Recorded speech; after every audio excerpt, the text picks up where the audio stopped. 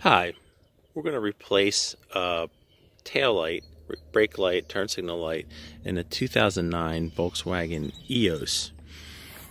This is the light in question that we're going to replace. So first thing you're going to have to do is gain access. There's not any kind of a window cut into this here. So you're going to have to remove at least one of these. You can see that in there, one of these here. This is held together by one of these guys here. They're hex on the end there, or Torx maybe. I kind of stripped that one out a little bit, but they're similar to the regular pull-out type pieces there, like you find in other cars, but this one has a screw and you got to unscrew it first. I strongly recommend, once you gain access in there, to plug in the new light to see if it works, because the first one I got from the supplier did not work, and then I had to reinstall the broken one. Once you have removed that and you gain a little bit of access in there, you are going to need some trim tools to pry this material, which is really firm, out of its channel in here so that you can get in there.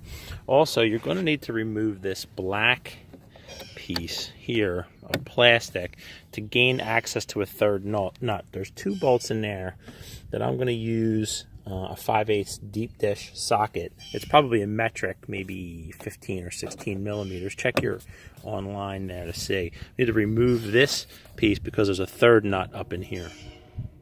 So with this trim tool here, I reached in under here and I popped this loose, and so this comes free, and now you can see right here is the third nut that needs to be replaced.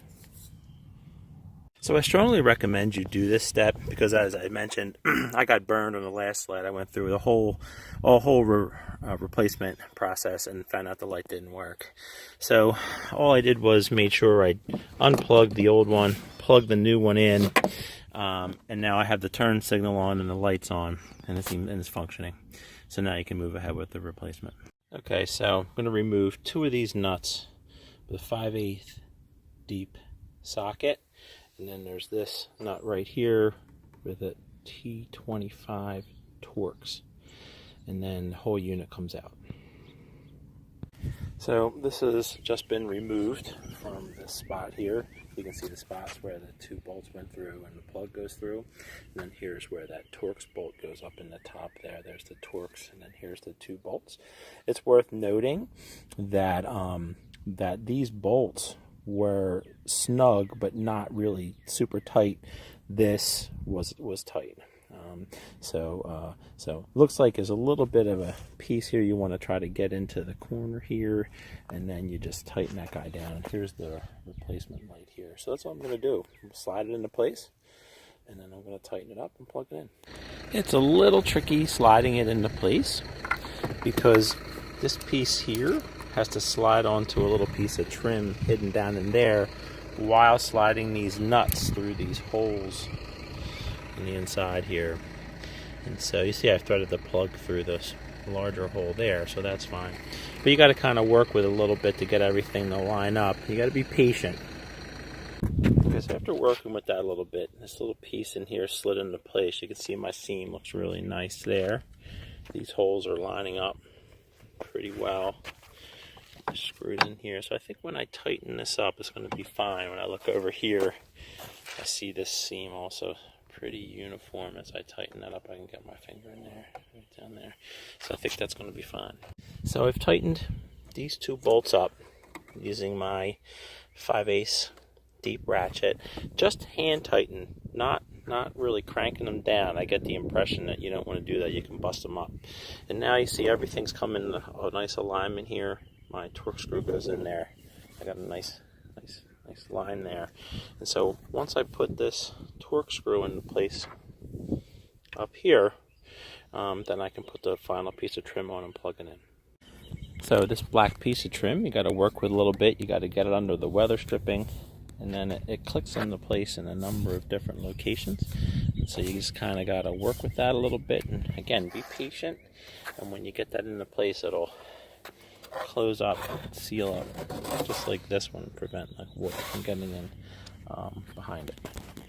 Okay, so you got to work with it for a little while and kind of snap it into place. I started down here and worked my way around. It's about 4 points where it snaps into place. That looks pretty secure now. Now I'm just going to plug this in down in here, and then we should be good to go. Okay, so here we go. So now it's back in and plugged in. This is just the one that I did not replace. I have the lights on and the four-way flashers on, and so now they're both working. So now all I need to do is get this back underneath here into the trim and put that plug back in there. We're good to go. Now, I also had to replace the reverse light on this.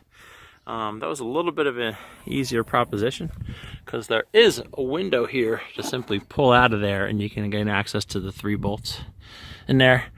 I also had to pull out a number of these as well. And in here, if you can see, it's tough to see, there's a hex in there as well, regular hex in there, bigger. And I had to pull this whole piece back. You might be able to gain access to all 3 of those bolts, but this was actually an easier prospect. Good luck to you with your Eos 2009.